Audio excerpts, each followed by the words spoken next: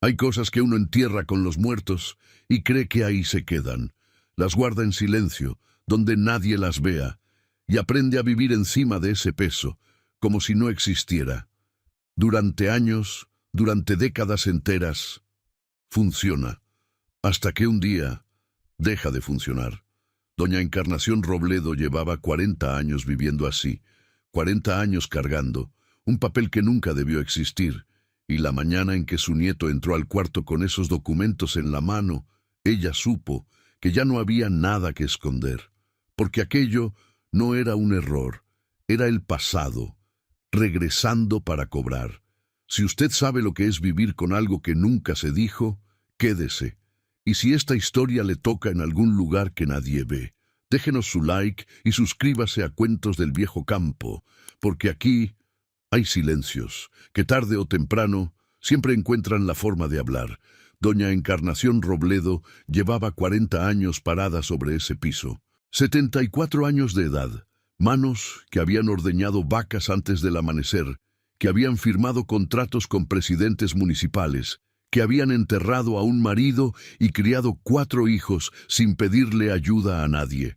40 años al frente de la hacienda La Merced, en los valles centrales de Oaxaca, en ese rincón del mundo donde el viento baja de la sierra cargando olor a copal y tierra húmeda, donde los ahuehuetes crecen tan altos que uno tiene que doblar el cuello para ver dónde terminan, donde los zanates llenan el silencio de la tarde con ese ruido metálico que los habitantes del valle aprenden a no escuchar de tanto que está. 40 años siendo la señora Robledo, la que no cede, la que no llora en público, la que sabe exactamente cuántas hectáreas tiene y cuántas vacas pastan en cada potrero y cuántas arrobas de maíz produce la milpa en año bueno. Y 40 años cargando, sola, un papel que nunca debió existir. La mañana que Nicolás entró al cuarto con los 2 documentos en la mano, ella estaba sentada junto a la ventana, cosiendo el borde de un mantel que había empezado la semana anterior. Lo vio llegar desde lejos. Lo conocía de memoria. La forma de caminar de su nieto mayor. Ese paso largo y decidido que había heredado de su abuelo Román. Esa manera de mover los brazos ligeramente adelante, como quien ya sabe a dónde va antes de llegar. Lo vio con los papeles en la mano y algo se le apretó adentro, debajo de las costillas, en el lugar donde uno guarda las cosas que no quiere nombrar. Nicolás tenía 22 años y la mirada honesta de alguien que todavía cree que los problemas se resuelven encontrando la información correcta. No sabía lo que traía en las manos. No tenía cómo saberlo. Para él, esos documentos eran un rompecabezas administrativo, un error de archivo, algo que su abuela iba a explicarle con la misma calma con que le explicaba todo lo demás. Ella sí sabía. En cuanto vio el color del papel, el grosor de la hoja, la tinta oscura que conocía desde hacía 4 décadas, supo. Antes de que él abriera la boca, antes de que pusiera los documentos sobre la mesa, antes de que dijera abuela, encontré algo raro en el archivo. Creo que hay un error en las fechas. No era un error. Era el secreto de 40 años, de vuelta sobre la mesa, con las manos de su nieto encima. Y en ese momento, doña Encarnación Robledo entendió que el piso que había pisado toda su vida acababa de empezar a moverse, que 40 años de silencio no habían resuelto nada, que lo que uno entierra con los muertos no siempre se queda muerto. La hacienda. La Merced no era grande según los estándares de las haciendas oaxaqueñas del siglo anterior. No tenía las dimensiones de las propiedades que la revolución había desintegrado en el norte, ni la cantidad de peones que algunas familias habían tenido antes de que todo se deshiciera. Pero era suficiente, más que suficiente, si uno sabía trabajarla. Doña Encarnación lo sabía. Había aprendido viendo a su suegro primero, luego a su marido Román, y finalmente sola, con los 4 hijos todavía chicos y la hacienda entera sobre los hombros. Aprendió qué potreros aguantaban el temporal y cuáles se anegaban en los años de lluvia pesada. Aprendió cuándo convenir con el presidente municipal y cuándo no ceder ni un centímetro. Aprendió a leer los contratos despacio, 2 veces. Aunque el notario esperara con cara de impaciencia, aprendió que la tierra no es de nadie si nadie la trabaja y que nadie te respeta lo que no defiendes. Aprendió que un hacendado que no conoce sus propios surcos es hacendado de nombre nomás, y que el nombre sin el trabajo es apenas ruido. Todo eso lo aprendió después de que Román murió. Antes de eso, había aprendido otra cosa, que los hombres toman decisiones en la noche y las mujeres cargan las consecuencias de día. Que hay cosas que el marido hace sin decirle a uno, no por maldad específica, sino porque así era. Porque la tierra era suya antes del matrimonio, porque el trato lo hizo con un hombre y esos tratos no se explicaban a las mujeres, porque para cuando ella supo lo que había firmado, ya estaba firmado, y ya no había manera de deshacerlo sin derrumbar todo lo demás. Que la vergüenza no solo la siente quien hizo la cosa mal hecha, también la siente quien la vio y no dijo nada. Y esa segunda vergüenza puede durar mucho más, porque no tiene fecha de resolución, no tiene el límite que pone la muerte de quien la causó. Eso también lo aprendió. Y lo guardó. San Agustín de las Peñas, en 1928, era un pueblo que todavía estaba reacomodándose después de años difíciles. La revolución había pasado por los valles centrales de una manera particular, no con los combates que otros lugares habían sufrido, pero sí con el movimiento de tierras, el cambio de nombres en los documentos, la incertidumbre de qué iba a quedar en pie y qué iba a derrumbarse cuando todo se calmara.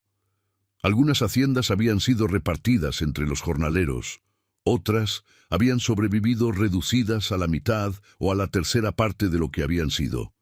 La hacienda, la Merced, había sobrevivido entera, y gran parte de eso era mérito de Encarnación, de sus negociaciones, de su presencia en las reuniones donde las mujeres no solían estar, de su capacidad de hablar con el presidente municipal sin levantar la voz y de hablar con los jornaleros sin bajar la guardia. El pueblo la respetaba, no la quería de la manera en que se quiere a alguien cálido y accesible, a alguien que tiene siempre la puerta abierta y el café listo y el tiempo para escuchar.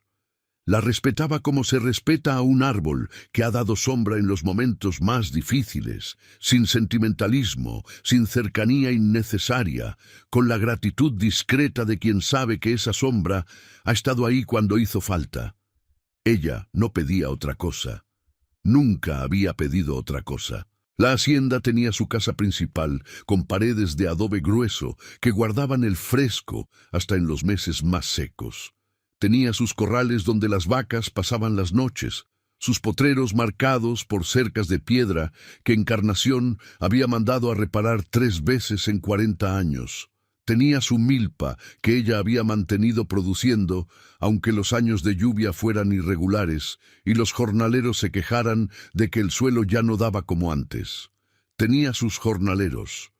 Menos que antes, porque los tiempos habían cambiado y los hombres jóvenes del pueblo se iban al norte o a la ciudad buscando otra cosa, y ella había aprendido a trabajar con menos gente y a pedirles más.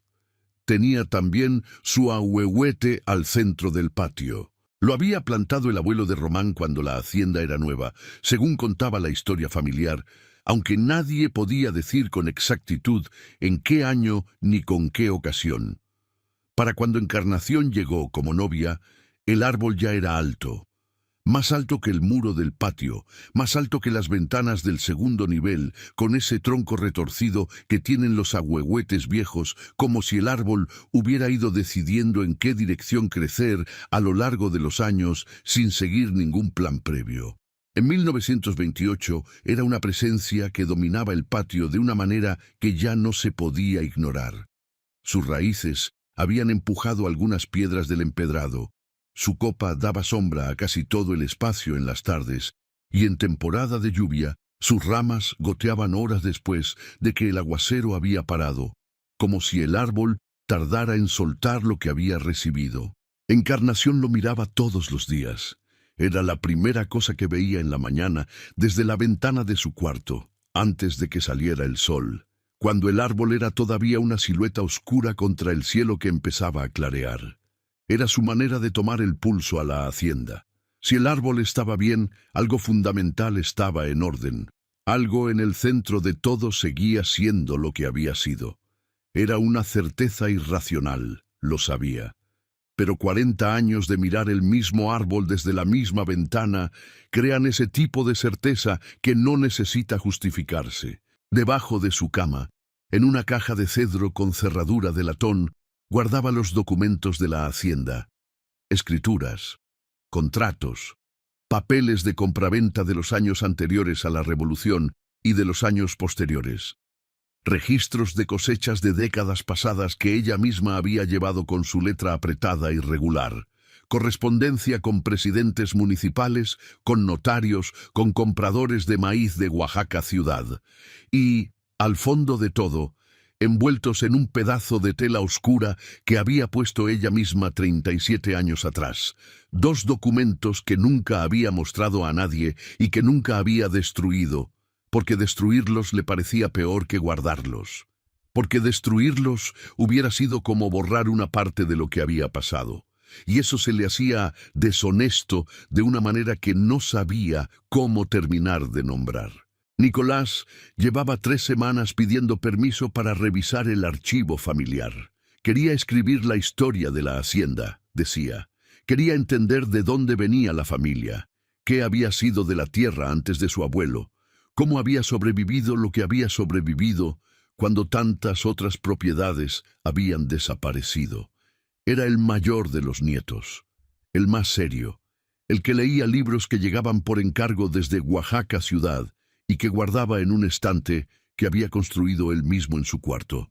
El que había aprendido solo a llevar las cuentas de la hacienda con una precisión que a veces dejaba a Encarnación sin argumentos cuando no estaba de acuerdo con él.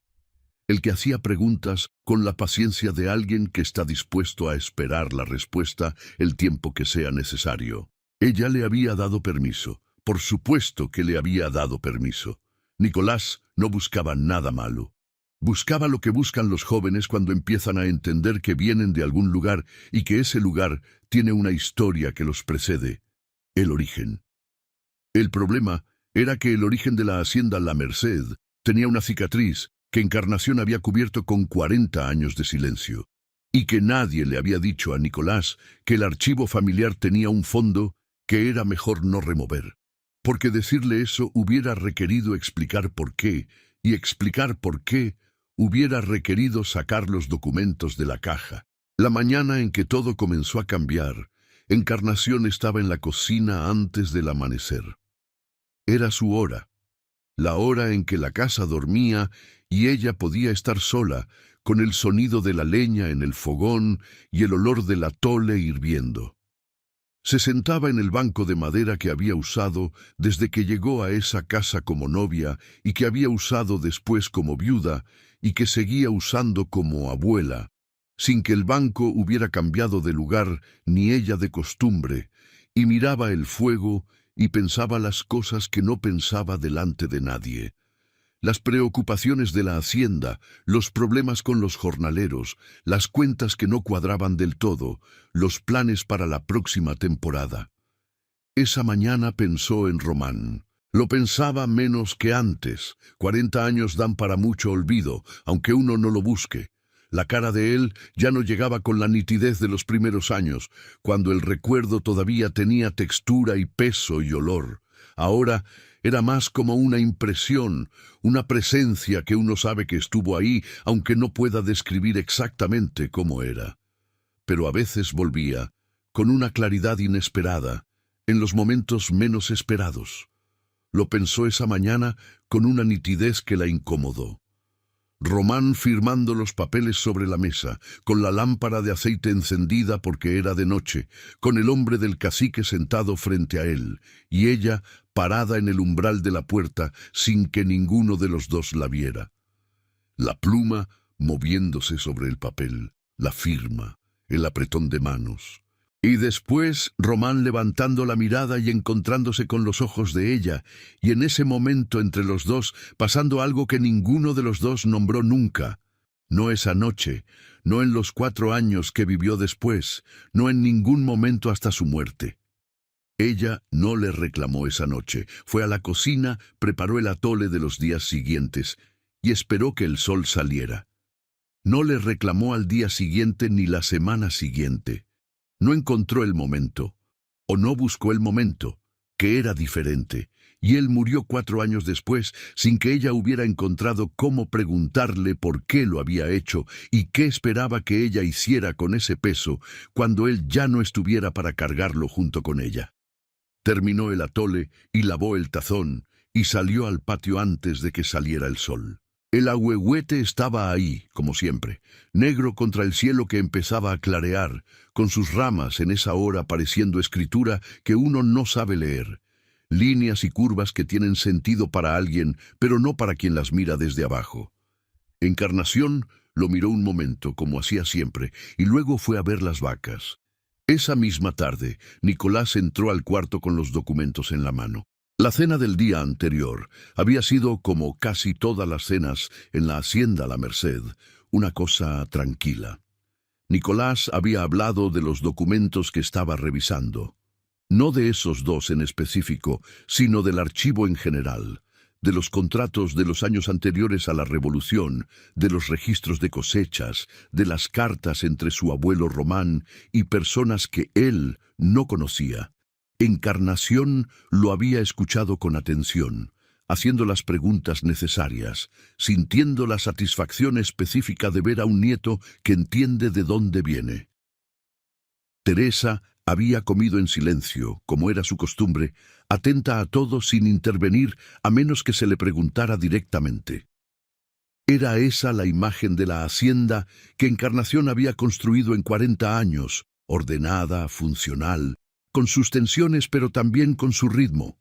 Un lugar donde las cosas tenían su nombre y su lugar, donde las preguntas que importaban tenían respuesta, donde el trabajo que se hacía tenía resultado visible. No había sabido, sentada en esa cena del día anterior, que esa imagen estaba a horas de cambiar. La relación entre Encarnación y su cuñado don Aurelio Robledo era de esa clase que se sostiene por las formas y no por el afecto.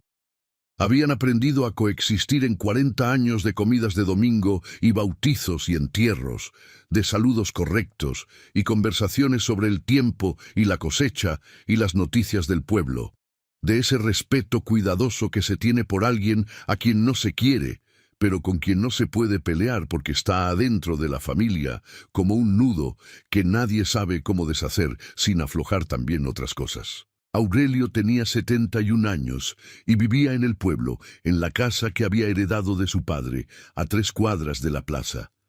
Había tenido su propio rancho en algún momento, más chico que la hacienda de Román, siempre más chico que la hacienda de Román, que era el hermano mayor, el favorito, el que había heredado la propiedad buena.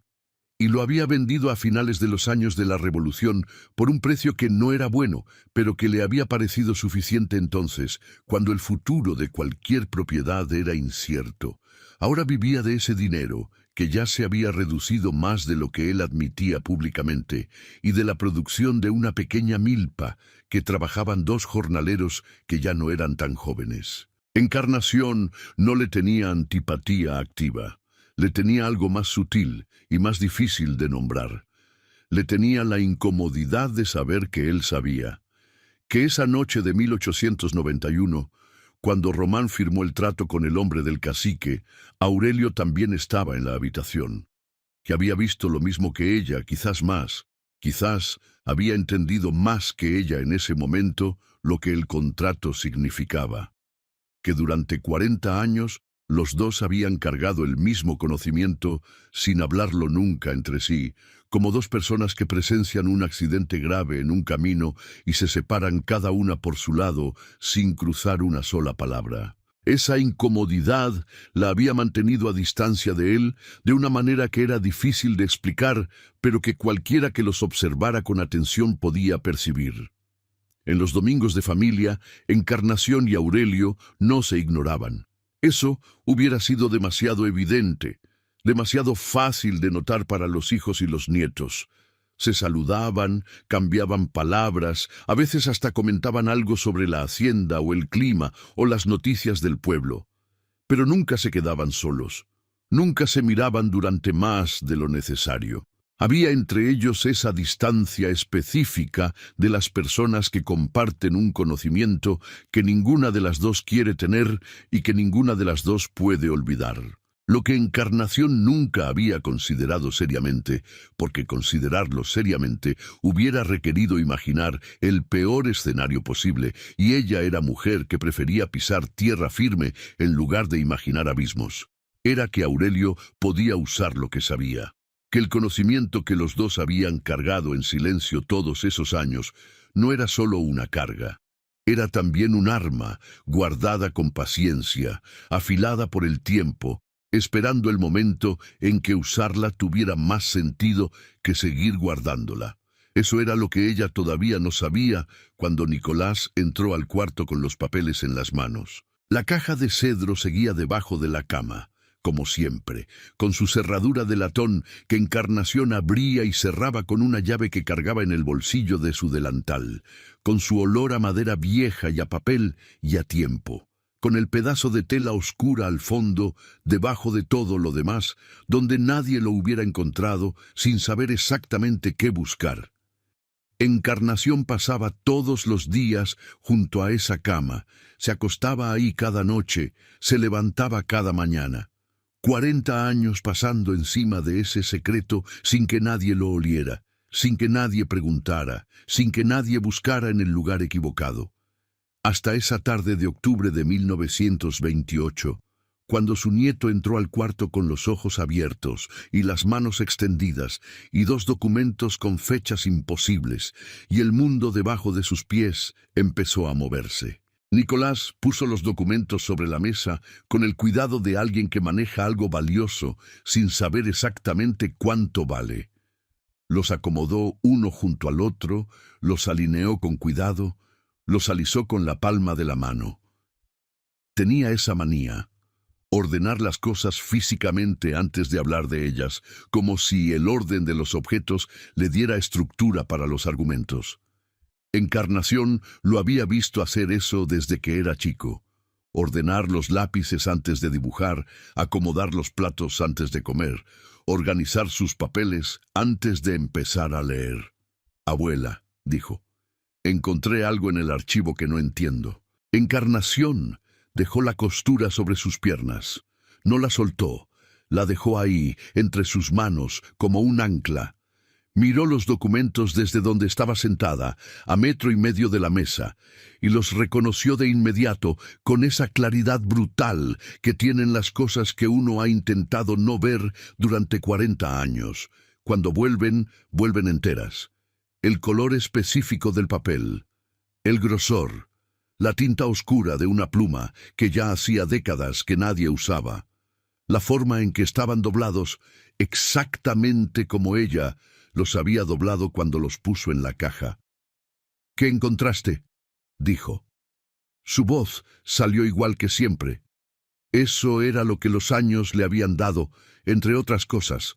Una voz que no temblaba cuando todo lo demás temblaba. Nicolás señaló el primer documento. «Este contrato está fechado en enero de 1891.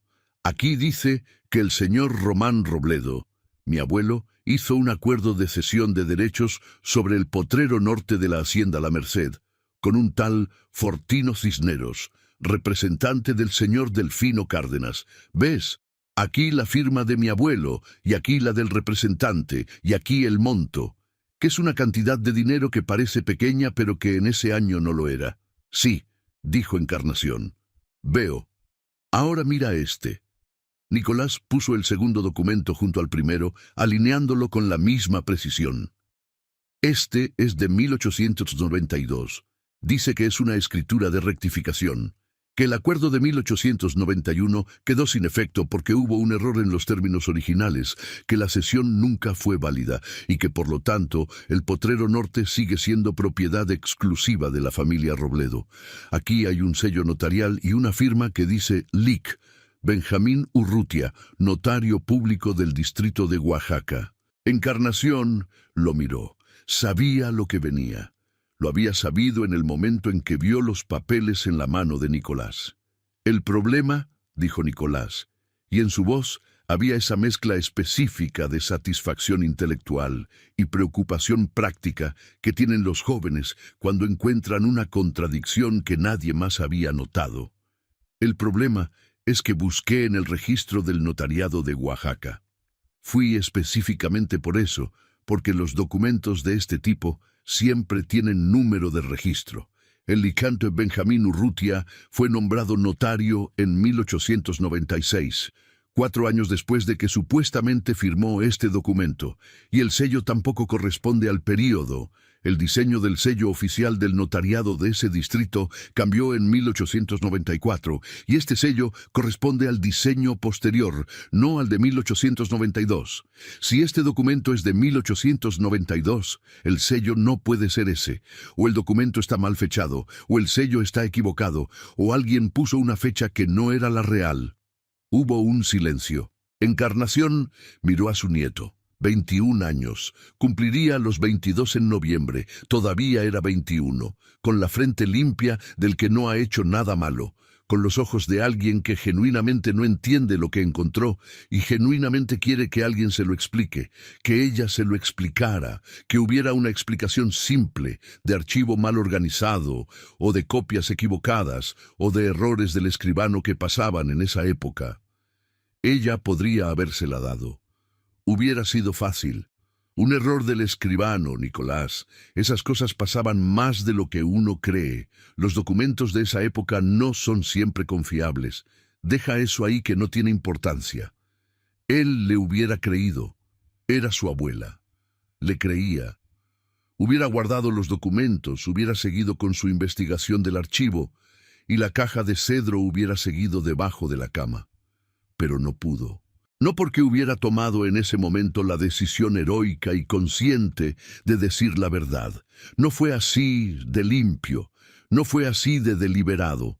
Fue que al ver los dos documentos sobre la mesa, al ver las fechas imposibles y la firma de Urrutia y la tela oscura con la que ella misma los había envuelto, y que Nicolás no había reconocido como lo que era, al verlos ahí, fuera de la caja, en plena luz de la tarde oaxaqueña que entraba por la ventana, algo se le soltó adentro.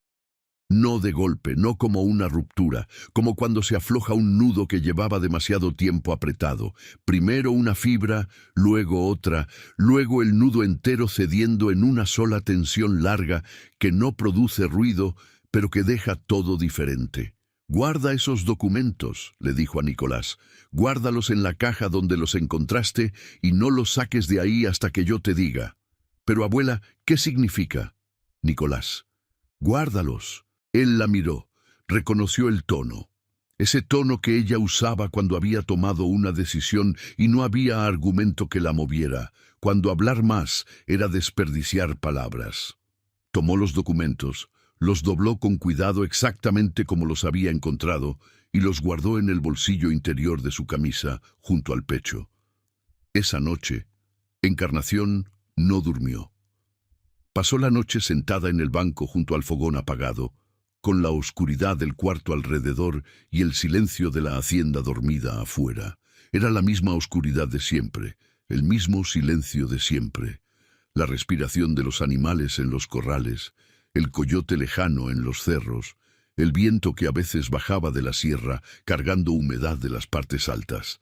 Pero esa noche todo eso le llegaba diferente, con una textura que no reconocía, como si el aire hubiera cambiado de composición sin que nadie lo hubiera anunciado. Pensó en Román. Lo pensó de una manera diferente a como lo había pensado esa mañana. No con la imagen de él firmando, que ya la conocía de memoria y ya no le producía más que ese dolor sordo y familiar. Pensó en él muerto, tirado en el catre de la habitación del fondo, con la cara que tenían los hombres cuando ya no hay nada que hacer, cuando el cuerpo ha decidido que terminó y lo que queda es esperar. Ella parada junto a la puerta pensando quién le iba a decir a los hijos. El mayor tenía 12 años, el menor tenía 4. ¿Y cómo iba a manejar la hacienda sola? ¿Y qué iba a hacer con ese secreto que él se había llevado sin resolverlo? Sin decirle qué quería que ella hiciera, sin darle instrucciones, sin pedirle perdón o explicarle sus razones. solo muriéndose como se muere la gente, sin que la vida les dé tiempo para ordenar todo lo que dejaron desordenado. 40 años, pensó. 40 años esperando que algo pasara, que alguien dijera algo, que el problema se resolviera solo, que quien tenía los derechos sobre ese potrero norte apareciera a reclamarlos o se muriera sin hacerlo, que la irregularidad se volviera tan vieja que ya no importara. Y nada había pasado. La tierra siguió siendo suya, la hacienda siguió en pie, temporada tras temporada, con sus vacas y su milpa, y sus jornaleros, y sus problemas ordinarios. Los hijos crecieron y se fueron, y volvieron y se casaron. Los nietos nacieron, la vida siguió siendo la vida. El secreto funcionó. Pero ahora Nicolás tenía los documentos en el bolsillo. Y en algún lugar del pueblo, en la casa de la calle, que quedaba a 3 cuadras de la plaza, Aurelio Robledo sabía que su sobrino había estado en el archivo. Ella no lo sabía todavía. Eso vendría después, con Teresa. Pero algo en la inquietud de esa noche, algo que no era solo preocupación por los documentos, sino por algo más que no terminaba de nombrar, le decía que el tiempo que le quedaba para pensar se estaba acabando de una manera que no había sentido antes. Cuando salió el sol, fue al corral, ordeñó las vacas con las manos que hacían ese trabajo de memoria, desayunó sola frente al fogón y mandó llamar al lic.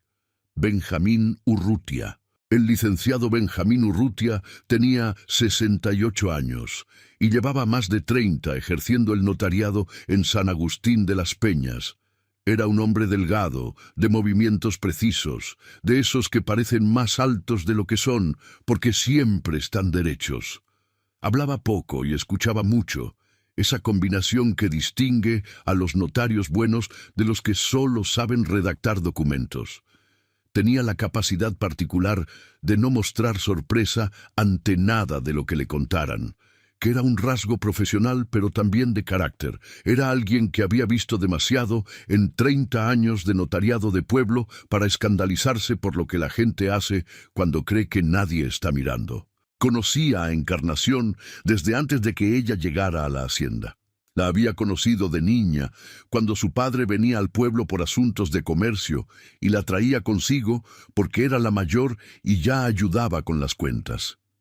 Había sido él quien certificó la escritura de la hacienda después de la muerte de Román, quien firmó los contratos con los jornaleros a lo largo de los años, quien actuó como testigo en los acuerdos con el presidente municipal, cuando la revolución hizo necesario renegociar los términos de uso de la tierra. Había conocido a Encarnación en todos sus papeles: la hija, la novia, la esposa, la viuda, la administradora, la abuela. 40 años de documentos firmados entre los dos. Lo que Nicolás había encontrado en el archivo no tenía la firma del lic, Benjamín Urrutia Real. Tenía la firma de alguien que se había hecho pasar por él, o que había usado su nombre sobre un documento producido en una fecha muy posterior a la que indicaba. Eso era lo que Encarnación necesitaba que él entendiera antes de poder entender ella misma qué significaba para la hacienda. Benjamín llegó a la hacienda a media mañana, montado en su mula, con su maletín de cuero oscuro que llevaba a todas partes. Encarnación lo recibió en el corredor, le sirvió café y esperó a que los mozos terminaran de barrer el patio y se alejaran lo suficiente antes de hablar. Le contó todo, no en el orden en que había sucedido, sino en el orden en que ella lo había vivido, que era diferente. Primero la noche de 1891 y lo que vio desde el umbral del cuarto, luego la muerte de Román y los 4 años entre la firma y el entierro en que no había encontrado cómo hablar de ello, aunque lo había intentado en silencio varias veces. Luego los 40 años de administrar la hacienda sin que nadie preguntara por ese contrato específico. Luego Nicolás con los documentos esa tarde. Lo contó sin levantar la voz, sin pedir disculpas, porque pedir disculpas hubiera sido pretender que él tenía derecho a juzgarla y ese derecho no se lo había dado, sin explicar por qué había callado tanto tiempo, porque eso hubiera requerido explicar cosas que todavía no sabía cómo nombrar completamente. Benjamín la escuchó sin interrumpirla. Cuando ella terminó, Él pidió ver los documentos. Encarnación fue al cuarto de Nicolás. Él estaba en el potrero con los jornaleros, revisando el estado de un tramo de cerca que se había caído con las lluvias del mes anterior. Abrió el cajón donde él los había guardado, los tomó y los llevó al corredor. Benjamín los revisó despacio, con esa lentitud específica de alguien que no tiene prisa porque sabe que la prisa produce errores. Primero el contrato de 1891. Lo leyó línea por línea, revisó las firmas, miró el papel contra la luz. Luego la supuesta rectificación de 1892. Lo mismo, más lento todavía, deteniéndose en el sello, en la firma, en la calidad de la tinta. Los puso juntos, los comparó, los acercó a la luz de la tarde que entraba por el corredor. El sello no es mío, dijo al fin, no soy yo. Mi nombre está ahí, pero el sello no es del notariado de ese periodo, y la firma tiene un trazo que no reconozco como mío de ningún año en que he ejercido. Alguien tomó mi nombre y lo puso sobre un documento que se hizo en una fecha muy posterior a la que indica. ¿Quién?, preguntó Encarnación. Eso no lo sé todavía, pero si el documento de rectificación es falso, y lo es, entonces el acuerdo de 1891 nunca fue anulado de manera válida. El potrero norte de la Merced, según ese contrato, tiene una cesión de derechos a nombre de los representantes de Delfino Cárdenas que nadie ha reclamado en 37 años, pero que legalmente sigue existiendo. Encarnación lo miró, ahí estaba, dicho en voz alta, con las palabras precisas del lenguaje legal que ella había aprendido a entender en 40 años de administrar una propiedad. Ya no era solo un peso debajo de su cama, era una realidad con consecuencias reales que no dependían de si ella lo nombraba o no. ¿Quién puede reclamar esa cesión?, dijo. Benjamín tardó un momento antes de contestar. El heredero de los derechos originales, si ese contrato se considera válido, o cualquier persona que pueda demostrar haber adquirido esos derechos de manera legítima. ¿Aurelio Robledo podría? Otra pausa, más larga. Benjamín miró el patio antes de contestar. Si Aurelio tiene documentos que lo vinculen con los derechos que ese contrato establece, si tiene algún tipo de cesión o compraventa de esos derechos, y si puede demostrar que ese vínculo es legítimo, podría intentarlo. Sí. ¿Y tendría caso? Tendría que estudiarlo con más detalle. No le voy a mentir diciéndole que no tendría caso bajo ninguna circunstancia. Dependería de la documentación que él presentara y del juez que lo revisara. Encarnación miró el ahuehuete al centro del patio. Sus ramas en esa hora de mañana estaban quietas, sin viento. Un zanate pasó volando entre ellas sin detenerse, negro y rápido, y desapareció hacia el otro lado de la barda. ¿Cuánto tiempo tengo?, preguntó. ¿Para qué? Para decidir qué hacer. Benjamín cerró su maletín con ese movimiento suyo de siempre, deliberado y sin apuro. La miró de una manera que ella reconoció. No era compasión exactamente, era algo más parecido al respeto que se le tiene a alguien que ha cargado algo mucho tiempo y que merece, si no ayuda, al menos no ser juzgada por cómo lo cargó. El tiempo que necesite, doña Encarnación, dijo. Pero no mucho más. Se fue montado en su mula, cuesta abajo hacia el pueblo. Encarnación se quedó sola en el corredor, con los dos documentos sobre sus piernas, y el ahuehuete quieto enfrente, y el café enfriándose en la taza.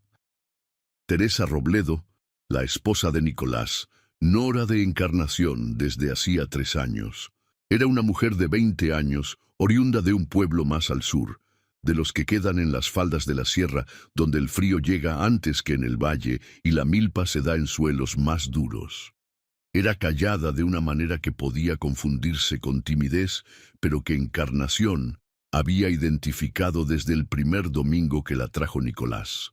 No era timidez. Era la clase de silencio que viene de haber aprendido, probablemente desde chica, que hablar en el momento equivocado cuesta más de lo que vale, que es mejor esperar, medir el momento, entender el territorio antes de decir algo que no se puede recoger. Teresa sabía algo que no había dicho. Encarnación lo supo esa misma tarde, cuando Teresa le llevó el almuerzo al corredor y se quedó un momento más de lo necesario junto a la puerta, con los ojos puestos en el patio y las manos apretadas sobre el delantal. Ese momento extra que dura apenas 2 o 3 respiraciones, pero que dice más que muchas palabras. Esa mirada que no terminaba de irse, que buscaba algo en el patio, o en el árbol, o en ningún lugar en particular. Esa tensión específica en los hombros de alguien que está calculando si hablar o no, que tiene la información en la boca y no ha decidido todavía si soltarla. ¿Qué pasó, Teresa? Nada, señora, aquí le dejo el almuerzo.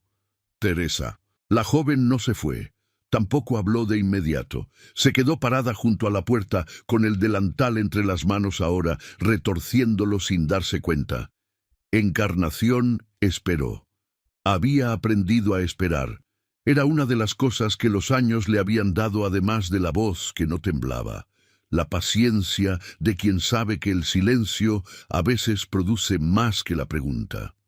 «Hace 4 días», dijo Teresa al fin, sin dar la vuelta, todavía mirando el patio.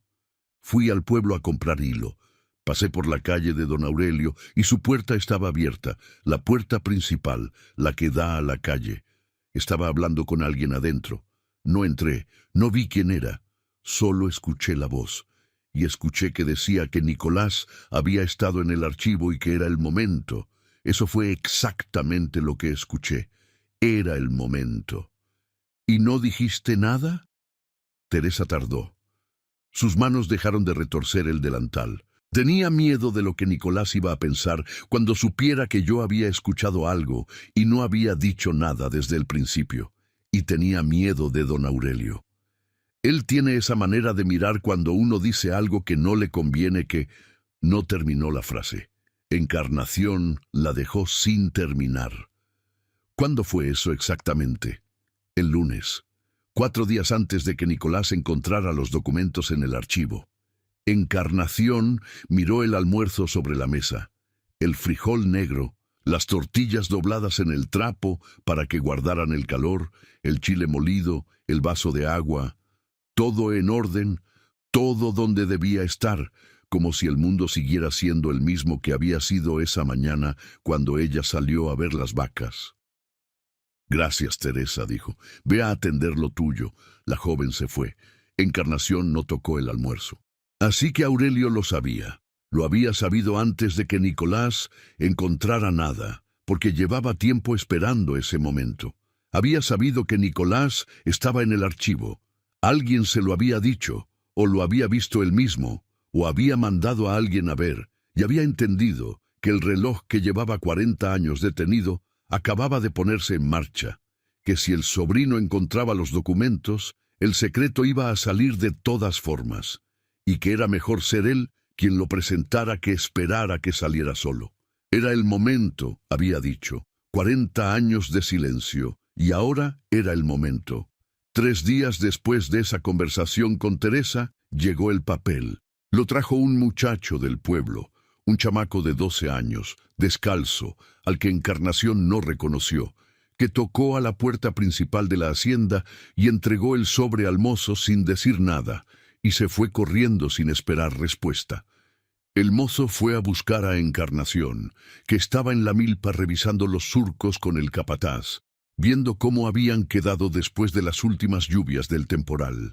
Era una carta formal, con membrete de un abogado de Oaxaca ciudad, con letra de imprenta y sello oficial, que decía, en el lenguaje específico de los documentos legales que ella había aprendido a leer durante 40 años de administrar una propiedad, ese lenguaje que suena frío, pero que uno aprende a descifrar con el tiempo, que su representado, el señor Aurelio Robledo Vázquez, hermano del finado Román Robledo, presentaba reclamación formal sobre los derechos correspondientes al potrero norte de la hacienda La Merced, en San Agustín de las Peñas, Oaxaca, con base en el contrato de cesión de derechos de enero de 1891.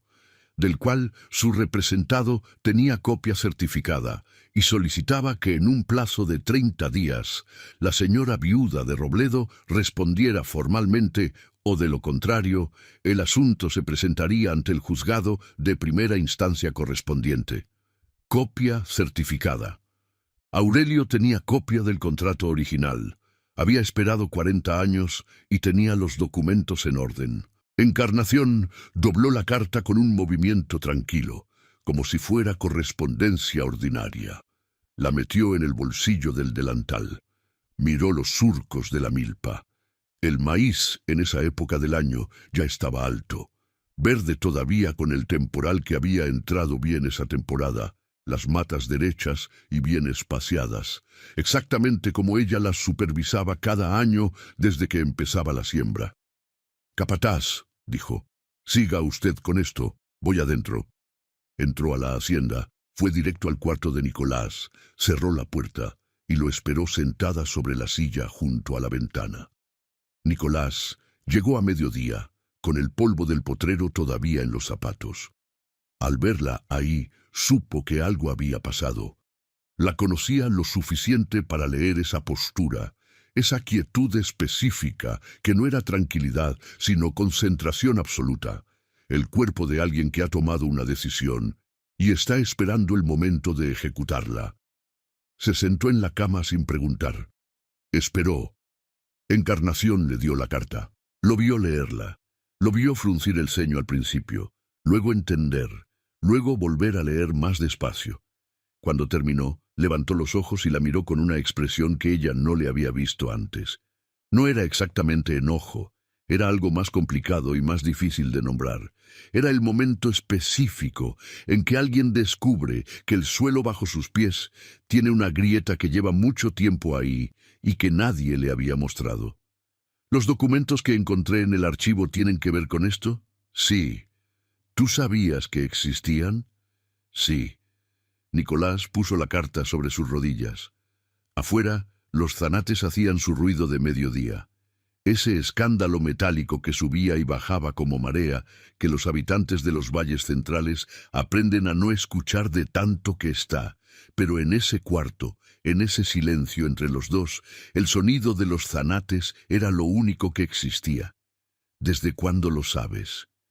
Desde 1891. Él absorbió eso. 37 años. Toda su vida y más, de un secreto que su abuela había cargado sola, sin decírselo a nadie, sin buscar ayuda, sin que nadie que lo conocía supiera que existía. Encarnación lo vio procesarlo. Lo vio también hacer lo que hacen los jóvenes honestos cuando descubren algo que no esperaban. Antes de juzgar, buscar entender. ¿Por qué no dijiste nada nunca? Encarnación miró por la ventana.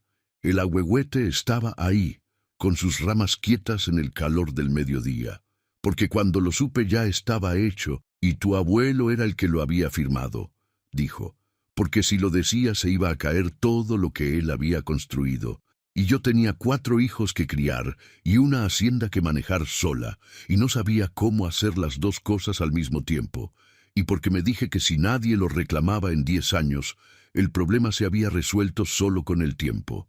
«Y los 20 años después de los 10», dijo Nicolás. «Y los 30». Era una pregunta justa, la más justa de todas las que hubiera podido hacer. Los años que pasan sin que uno tome una decisión no son años en que la decisión desaparece, dijo Encarnación. Son años en que la decisión crece sola. Yo lo fui sabiendo de a poco, pero para cuando lo supe de verdad ya eran 20 años y luego 30, y para entonces el silencio ya no era solo el secreto de Román, también era mío. Y ya no sabía cómo empezar a deshacerlo sin derrumbar lo que habíamos construido encima. Nicolás se levantó, fue a la ventana, puso las manos sobre el marco y estuvo así un momento, de espaldas a ella, mirando el patio. El ahuehuete, los corrales al fondo, el empedrado con las raíces del árbol empujando algunas piedras. «¿Qué hacemos ahora?», dijo. Eso fue lo que le rompió algo adentro a Encarnación, no el enojo que él tenía todo el derecho de sentir, no la acusación que hubiera sido completamente justa, sino ese nosotros que llegó tan rápido, tan instintivo, sin que él lo pensara, sin que él tuviera que pensar si incluirse o no. ¿Qué hacemos ahora? No qué haces tú con este problema que creaste. ¿Qué hacemos? Como si la historia de la hacienda fuera su historia también, como si el secreto de 40 años ya fuera de los dos. Hablar, dijo Encarnación. Vamos a hablar. Fue Nicolás quien propuso ir a ver a Aurelio antes de hacer nada más. Antes de hablar con Benjamín, antes de contratar un abogado, antes de planear cualquier cosa. Dijo que quería mirarlo a los ojos y preguntarle qué esperaba ganar con esto, qué quería exactamente, qué número tenía en la cabeza. Encarnación no quería, hubiera preferido prepararse primero, tener los argumentos en orden, saber cuánto terreno cedía y cuánto no antes de sentarse frente a Aurelio. Pero Nicolás dijo que prefería verlo antes de que los abogados pusieran palabras en medio, y ella entendió eso. Lo entendió porque ella también quería mirarlo a los ojos, aunque llevaba 40 años encontrando razones para no hacerlo. Fueron al pueblo a la mañana siguiente, temprano, antes de que el calor del día llegara. Caminando por el camino de tierra que bajaba desde la hacienda hasta las primeras casas de San Agustín, entre las milpas de los vecinos que ya estaban en la última parte del ciclo, y los nopaleras al borde del camino. El aire de octubre en los valles centrales tenía esa calidad específica de fin del temporal, limpio, con un poco de frío que el sol todavía no había quitado, con el olor a tierra húmeda que se secaba y a leña de los fogones que empezaban en las casas del pueblo. La casa de Aurelio tenía la puerta cerrada. Nicolás tocó. Pasó un momento antes de que abriera.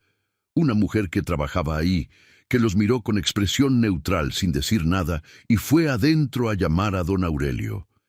Cuando Aurelio salió al corredor y los vio, algo muy pequeño cambió en su cara, tan pequeño que alguien que no lo conociera de 40 años no lo hubiera notado.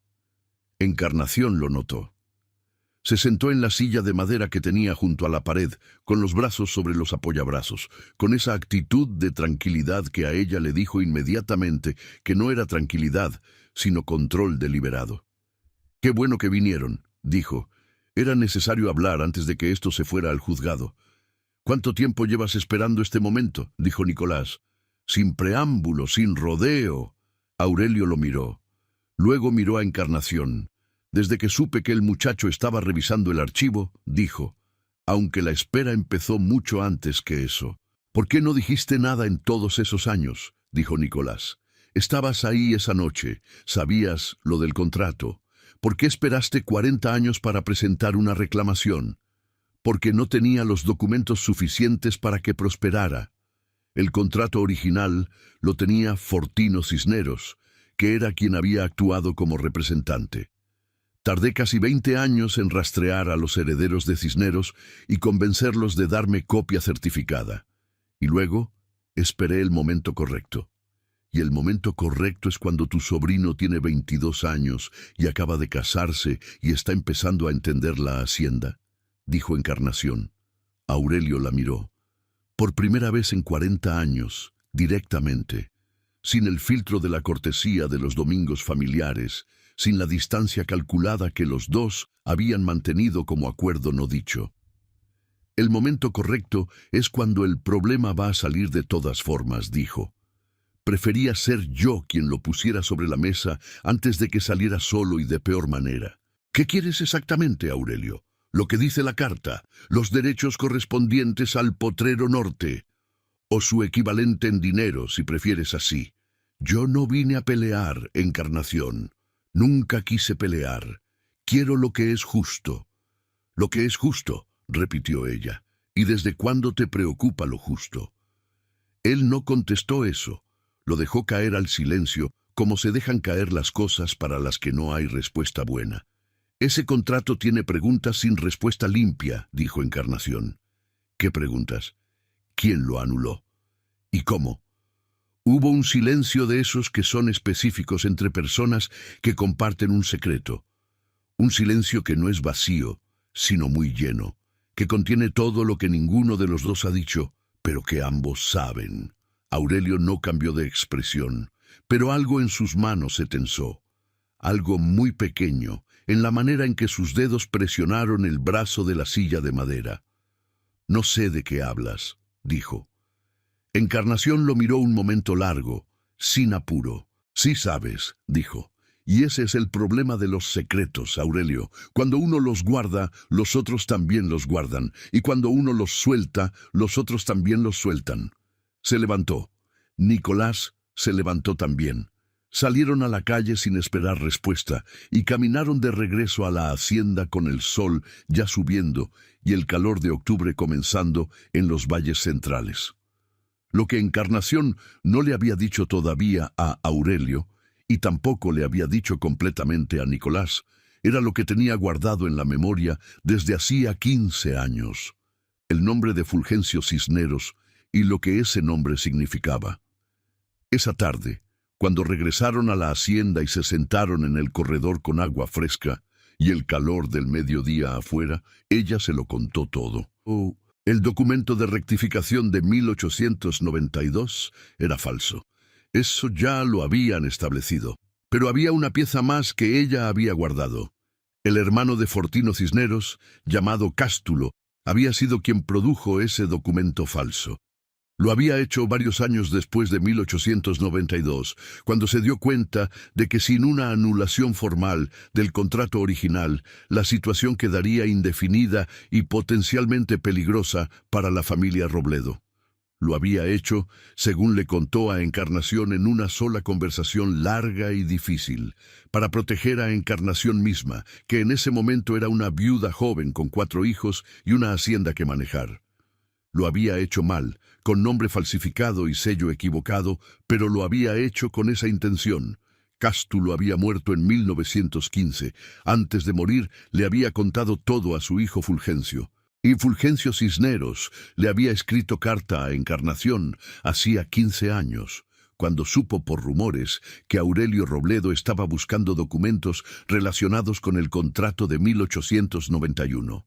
La carta preguntaba si ella quería que él dijera lo que sabía o si prefería que callara. Ella había contestado que callara, pero Fulgencio Cisneros seguía vivo, seguía en Oaxaca ciudad, y Encarnación tenía su dirección. Nicolás la miró cuando terminó de contárselo. «¿Cuánto tiempo llevas sabiendo que podías usar eso?» 15 años. Y no lo usaste porque usarlo significaba revelar el secreto, y el secreto cubría también a tu abuelo. Nicolás estuvo un momento mirando el ahuehuete.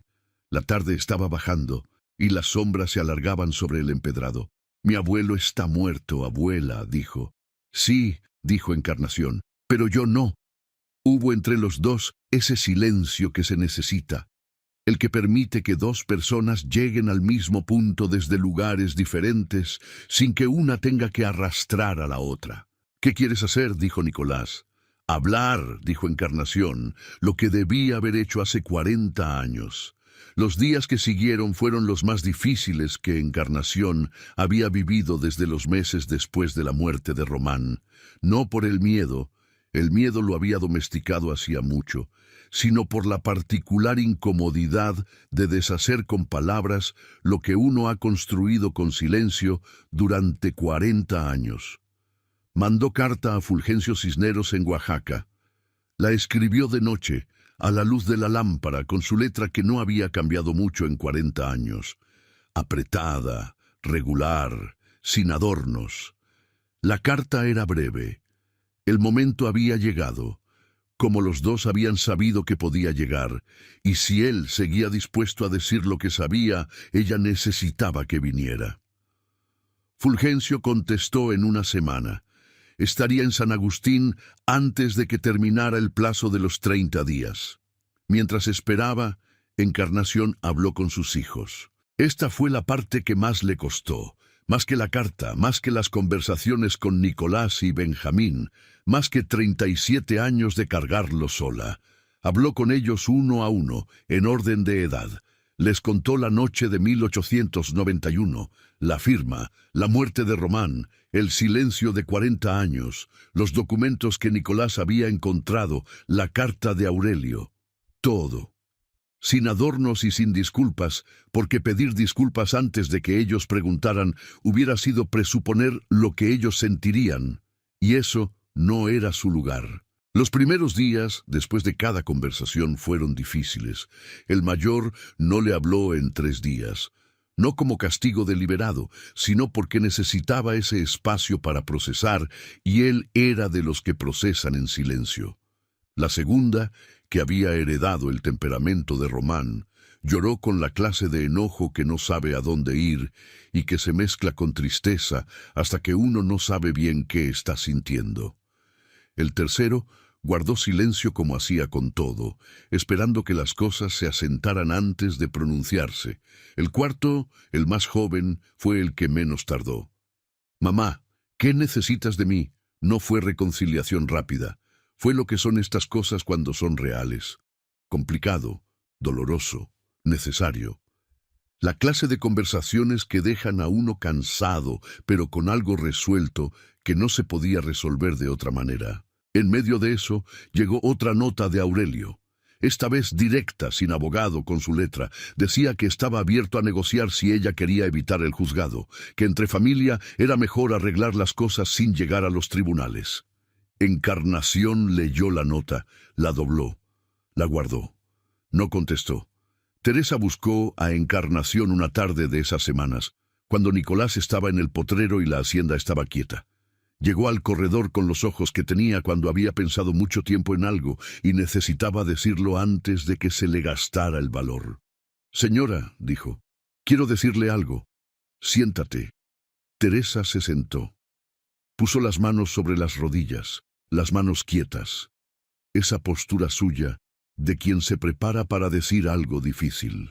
«Cuando le dije lo que escuché en casa de don Aurelio», dijo, «debí haberle dicho también que no era la primera vez. Hace 2 años, en la fiesta del Santo Patrón, escuché a don Aurelio hablando con alguien que no pude identificar. Dijo algo sobre los documentos y sobre la hacienda. No entendí bien en ese momento, pero ahora sé que llevaba tiempo preparando esto.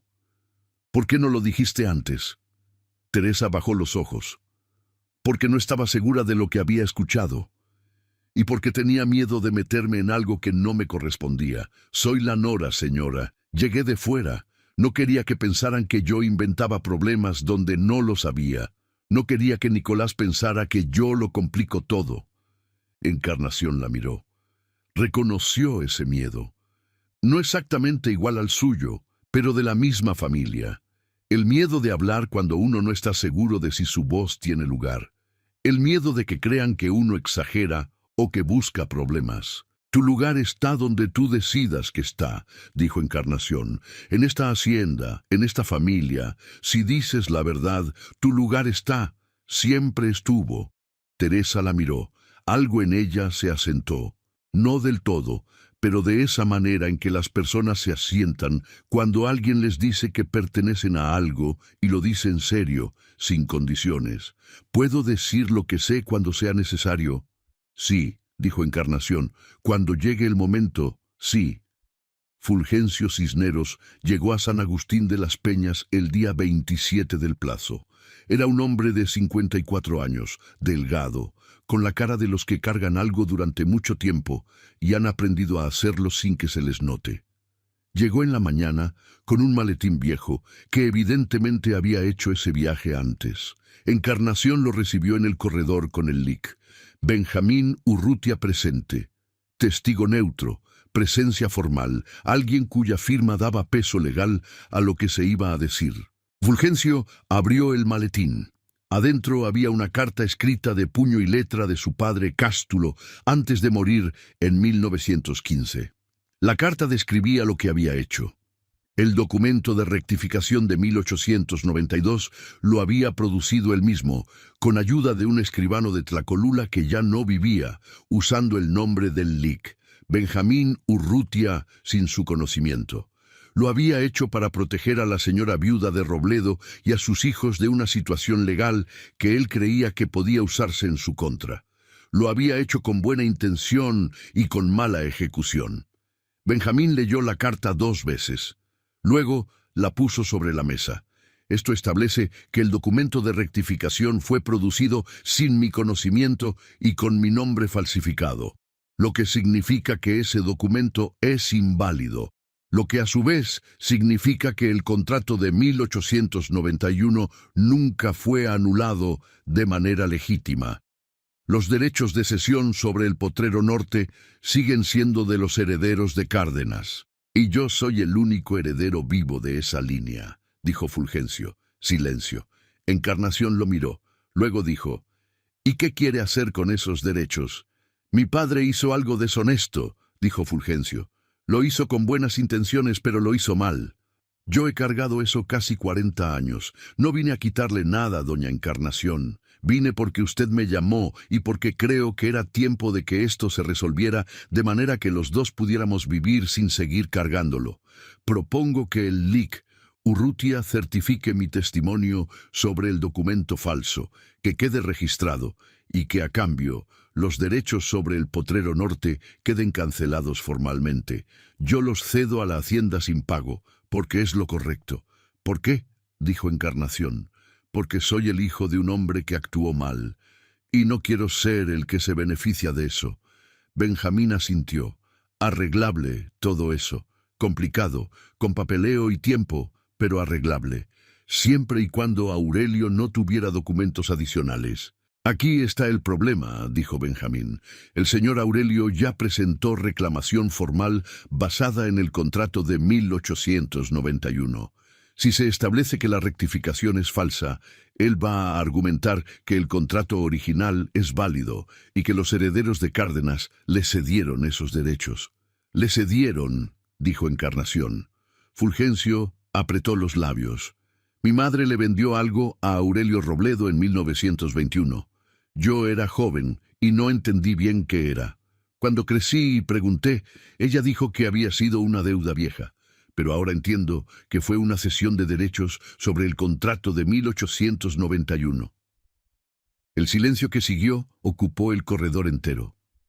Encarnación cerró los ojos un momento. Los abrió. O sea que Aurelio compró los derechos de un contrato que nunca fue anulado, y lleva 7 años esperando el momento de usarlos. Benjamín la miró. Doña Encarnación, dijo, el silencio también tiene firma, y la suya lleva 40 años vencida. Ella lo miró. Era la frase más corta y más exacta que nadie le había dicho en 40 años, sin compasión ni crueldad, solo la cosa dicha en voz alta de la manera en que solo puede decirse cuando es completamente verdad. Lo sé, dijo Encarnación, por eso estoy aquí. La reunión con Aurelio se fijó para el día 29 del plazo, en la sala del lique Benjamín Urrutia, que era el lugar neutral que el notario había propuesto, su escritorio, su espacio, su presencia como árbitro, y que ninguno de los dos había rechazado porque rechazarlo hubiera significado preferir el juzgado, y ninguno de los dos quería eso todavía. Encarnación llegó con Nicolás. Fulgencio Cisneros llegó solo, con su maletín viejo. El LIC. Benjamín estaba ya detrás de su escritorio cuando entraron, con los documentos acomodados frente a él, en el orden que solo él conocía y con su expresión de siempre, la de alguien que ha conducido muchas reuniones difíciles y sabe que lo importante es mantener la claridad cuando todo lo demás tiende al ruido. Aurelio llegó 10 minutos tarde. Venía con su abogado de Oaxaca ciudad, un hombre joven, de traje oscuro, que se sentó junto a él con el maletín sobre las rodillas y la actitud de alguien que cobra por hora y entiende que cada minuto de silencio es también tiempo que se paga. Cuando Aurelio entró y vio a Fulgencio Cisneros sentado al otro lado de la mesa, se detuvo. Fue apenas un segundo, una fracción de segundo incluso, pero Encarnación estaba mirando exactamente ahí, esperando exactamente ese momento. Lo vio. Vio la pausa, el reconocimiento, el cálculo instantáneo de alguien que acaba de entender que el tablero tiene una pieza que no había considerado. Él no sabía que Fulgencio estaría. Se sentó. Saludó. Su abogado acomodó los papeles. Aurelio miró a Fulgencio una vez más, brevemente, y lo dejó de mirar. Pero en esa mirada, Encarnación leyó lo que necesitaba leer. No era el susto de quien tiene miedo de perder en abstracto. Era el susto de quien acaba de entender que calculó mal. Benjamín abrió la reunión con su voz precisa y sin inflexiones innecesarias. Estamos aquí para intentar resolver, fuera del juzgado, la reclamación del señor Aurelio Robledo sobre los derechos del potrero norte de la hacienda La Merced, con base en el contrato de cesión de enero de 1891. Han surgido elementos nuevos que deben considerarse. El señor Fulgencio Cisneros tiene información directamente relacionada con ese contrato. Le pido que la presente. Fulgencio habló durante 15 minutos. Contó lo de su padre Cástulo, la carta, el documento falso, las razones que había tenido para hacerlo. No lo contó con dramatismo ni con disculpas. Lo contó como se cuentan las cosas cuando uno ha tenido mucho tiempo para encontrar las palabras exactas y ya no le queda nada que perder en decirlas. Al final, abrió el maletín y puso la carta sobre la mesa. El abogado de Aurelio la tomó, la leyó, se la pasó a su cliente. Aurelio la leyó. No dijo nada durante un momento que duró más de lo necesario. Luego dijo, eso establece que la rectificación es falsa. No establece que el contrato de 1891 sea inválido. Correcto, dijo Benjamín. El contrato de 1891 es válido.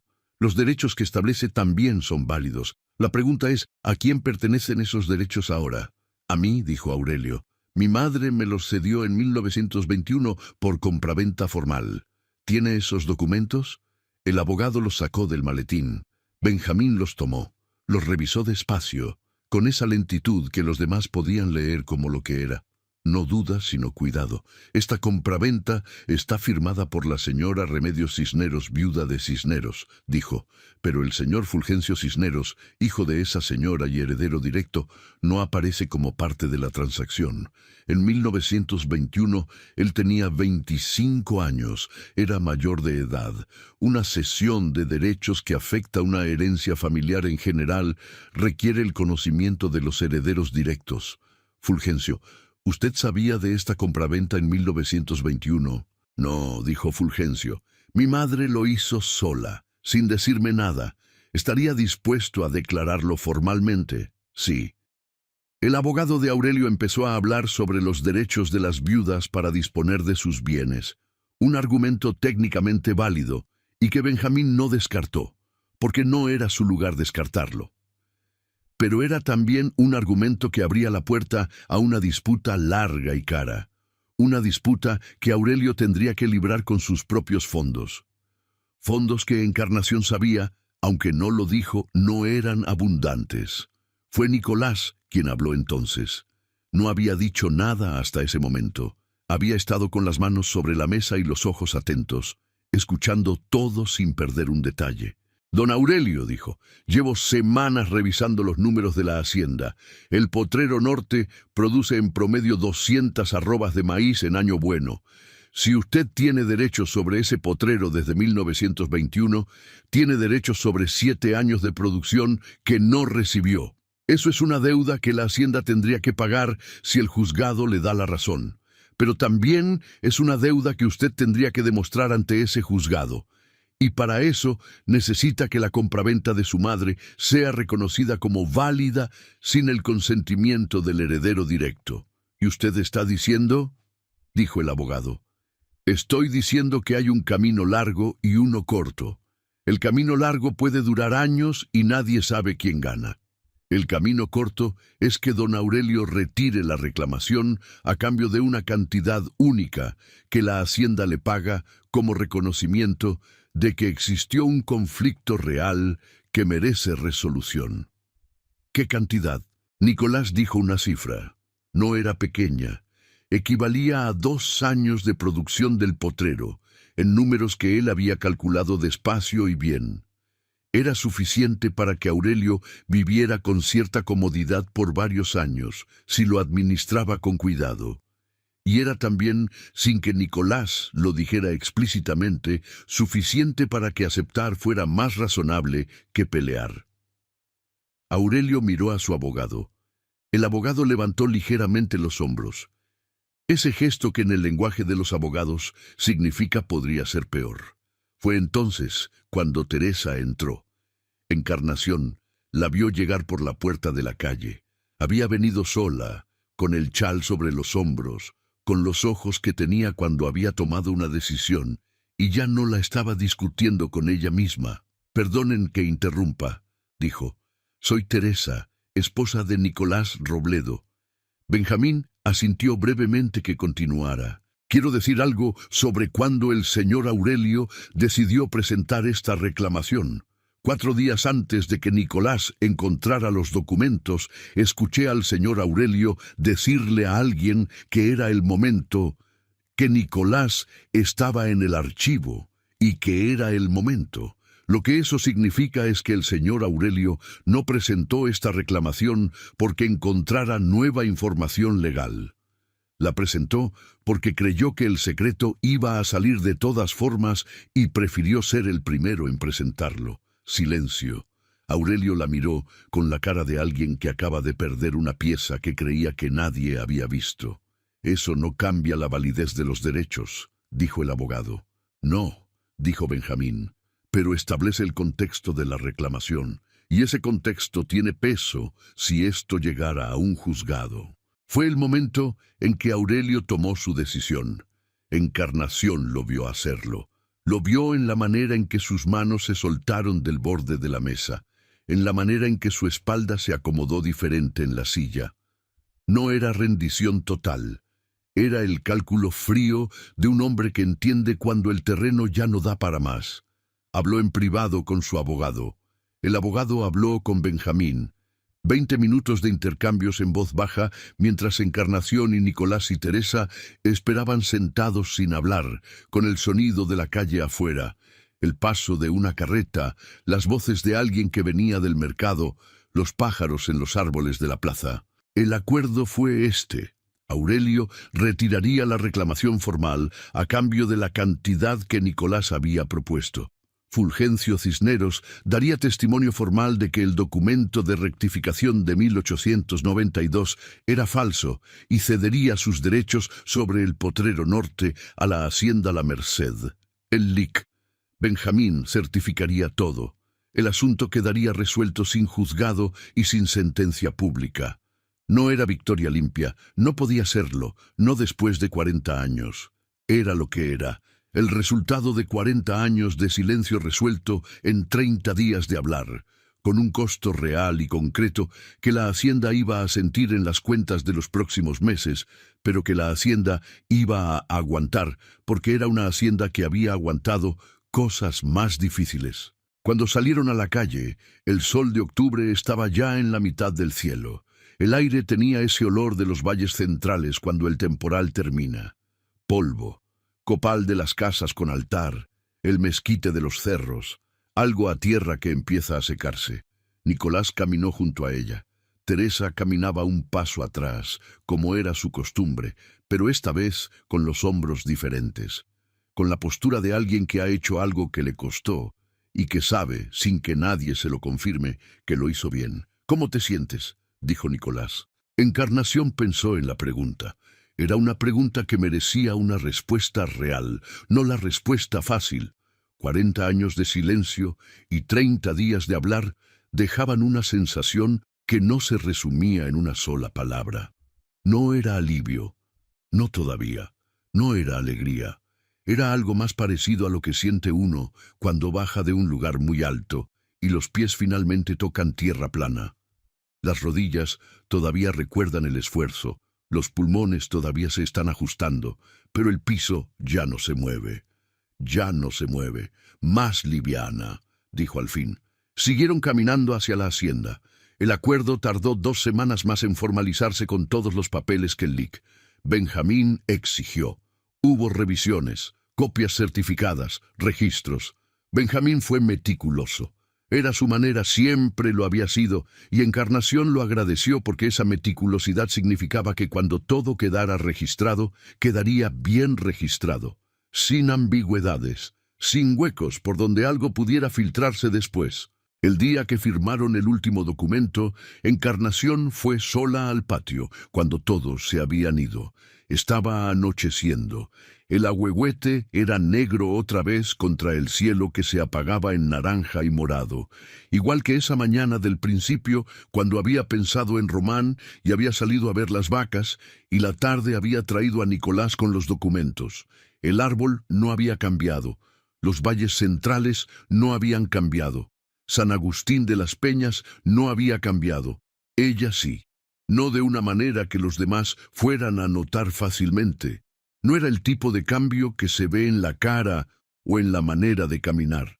Era de los cambios que suceden en el lugar donde uno guarda las cosas que carga, cuando de pronto ya no tiene que cargarlas.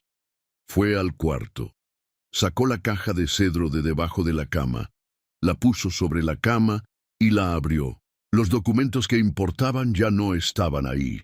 Estaban en el archivo del LIC.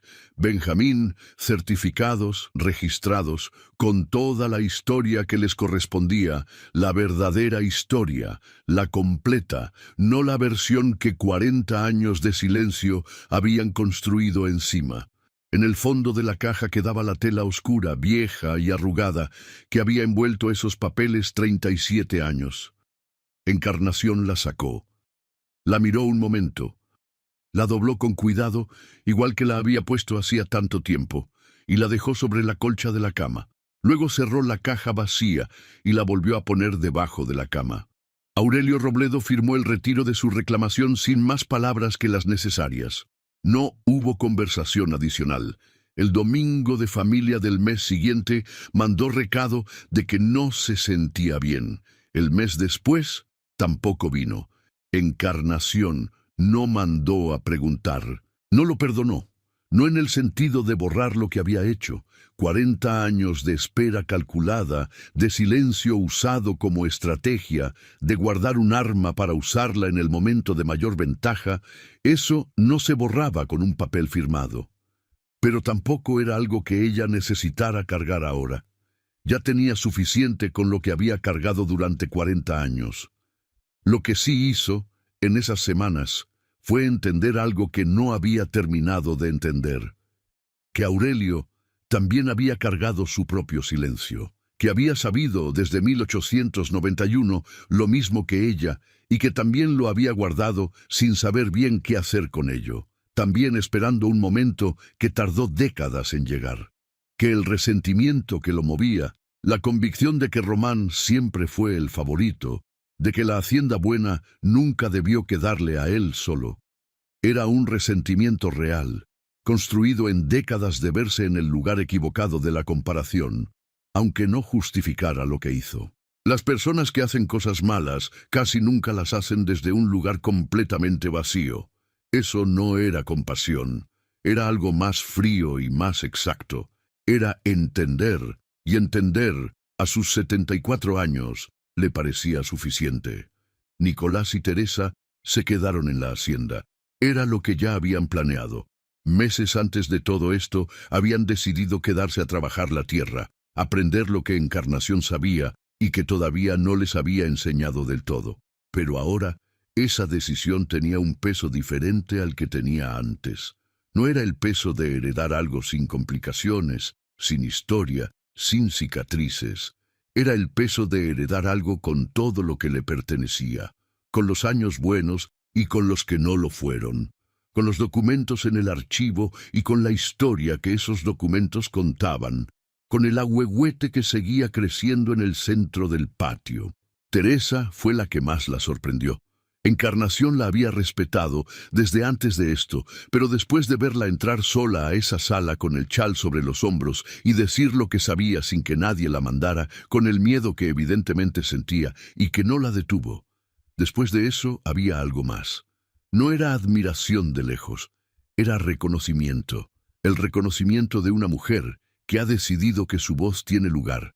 frente a otra mujer que tardó 40 años en decidir lo mismo. Se lo dijo una tarde directamente, que lo que había hecho había importado. Teresa no contestó de inmediato. Luego dijo, «Usted me dijo que podía». «Sí», dijo Encarnación, y tenía razón. La primera mañana de noviembre, cuando Nicolás cumplió 22 años y la hacienda amaneció con la primera helada temprana del otoño, el patio blanco antes del amanecer, el ahuehuete con sus hojas plateadas de hielo, el aire cortando más de lo esperado. Encarnación fue al cuarto antes de que saliera el sol. Sacó la caja de cedro de debajo de la cama, la puso sobre la cama, la abrió.